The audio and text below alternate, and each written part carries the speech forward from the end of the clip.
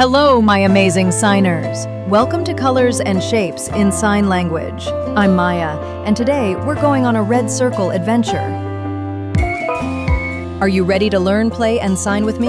Let's go! That's right, they're all red. To sign red, we point to our lips and move our finger down.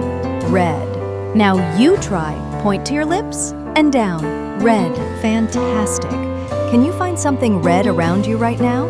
Now, let's learn about circles.